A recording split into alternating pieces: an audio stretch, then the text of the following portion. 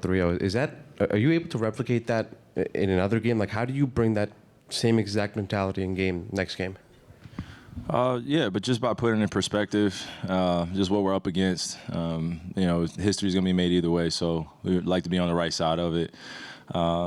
But it just comes from just the same sentiment, same phrase I was using the other day, just putting our best foot forward.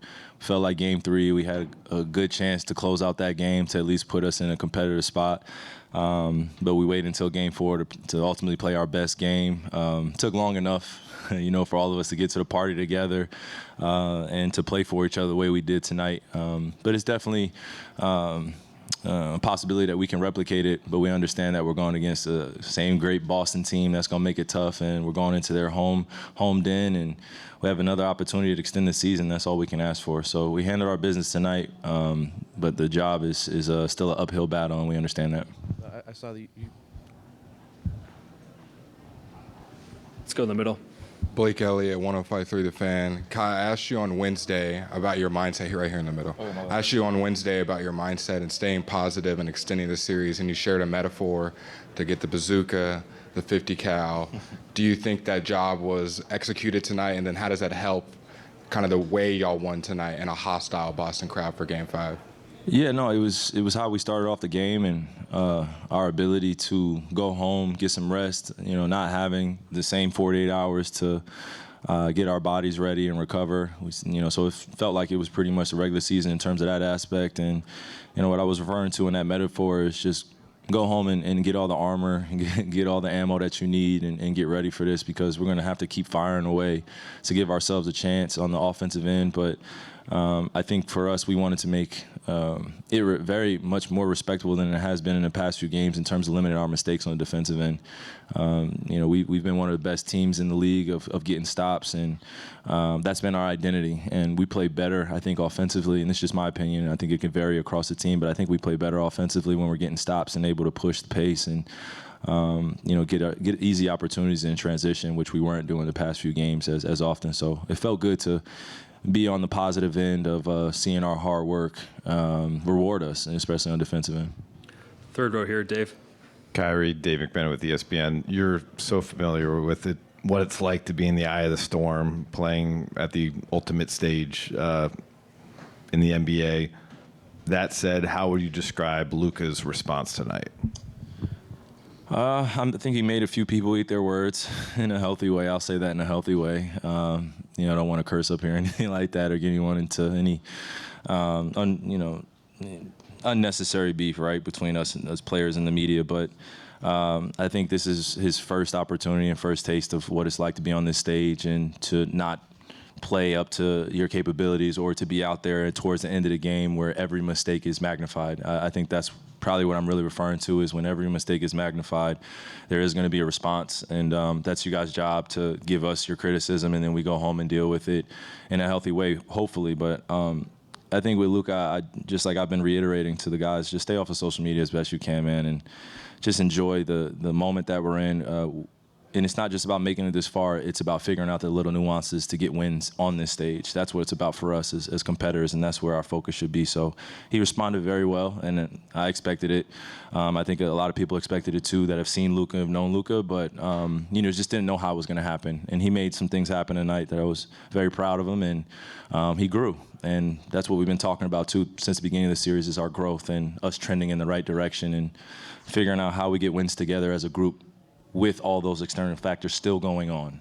How do you still lock in? How do you still focus in? How do you breathe through some of those mistakes? And I think he did a great job of that tonight. So hopefully we can still extend this series going into Game 5, but we know we still have to play our best, and we have to control what we control. Yeah. Fourth row, Ramona. Kyrie, Ramona Shelburne, ESPN. You talked the other day about how Boston really knows your game because you were there, you know those guys, and that was the challenge you had to meet yourself, of them just really knowing how you play. Yeah, how many games was it that they had in a row? Was it 17? Yeah. Yeah. And how have you been able to take that? Like, when somebody knows what you do, have you been able to evolve throughout this game and maybe the last half of the last game too? It's taken time, I tell you that. And it's difficult because as a competitor, you try not to display all your emotions out there to give an edge, but When you're going against some of the best, they're going to use everything to their advantage, and I think they've been able to do that, and that's why I refer to just having my number or knowing my game very well. And I think I was able to take a step back too and talk to my teammates a little bit more about just what that pressure can feel like, not just from losing to a team, but just going against a team and knowing that they're doing everything possible to stop you, but it's a team game. So I have to really rely on my teammates, and I think we all did a great job of that tonight, of just continuing to support each other. And it's not just me versus Celtics or Luka versus Celtics or anyone versus the media. It's us, against the world, sort of say, and going against this good Celtics team. You saw all those Celtics fans in there tonight. So they travel in packs. When we go back to Boston, there's going to be a bunch of them yelling a whole bunch of crazy stuff still. But I think we've been able to grow and face kind of this adversity head on, and we're figuring out each other in a crazy way during the highest stage of basketball. So it's a beautiful thing, but it's also can be chaotic if you don't know how to stay poised through it. So I think we're figuring out each other throughout those phases. Appreciate the question, Ramon. 6th row, Vinny. Kyrie, Vince Goodwill, Yahoo Sports. Before the game tonight, Jason had an impassioned sort of defense of the criticism to Luka. Rightfully so. Yeah. What does it mean when the coach goes out of his way to have his players back unprompted like that, like feeling that support? I think it shows you how important it is to have quality leaders in the locker room, and somebody that's been through it, somebody that can talk through it, and also somebody that's more than willing to sacrifice themselves to take the bullets and the brunt of the responsibility, because he knows how important it is for us to focus on the right things. We can't be focused on trying to answer all these unfair, critical questions. I mean, some of them may be fair, right? But I think if you're not necessarily out there playing with us, it's going to be hard for us to connect, if you're talking shit about one of our teammates. And we're not going to go for it. And I think that's what you're seeing, not just from us, but our head coach. He's dealt with his fair share of criticism from some of you guys in this room and some guys in the past. And some of you criticize him as a coach, rightfully so, like I said. But I think if it goes over a certain boundary, you're going to see real humans step up and protect their brother or their sister. So I think that's what you saw from J. Kidd. I'm proud of him, and I have the same sentiment, man. That's our little brother right there, and he's in the finals. He's going to make mistakes, and that's why I also had that kind of peaceful sentiment about me after the game. I'm not about to go up to Luka and just say it's all your fault. That's not how it works in our locker room, and we dang sure don't want to start those bad habits now. I've been on teams where we've allowed the media or opinions to infiltrate what we have going on, and it has not worked out well. So I think if we put our best foot forward and focus on the things we control, then we got a good thing going here. 1st row on the right, Mike. Mike Curtis, Dallas Morning News. Kyrie, Derek Lively had 2 3-point attempts this season in his career. When he hoisted that shot up, what were you thinking? And what can a shot like that on this stage do for his confidence going forward? I mean, if you're familiar with D-Live's game, then in high school he was shooting those threes. He was on a pretty good team, too, that ended up winning a few championships together.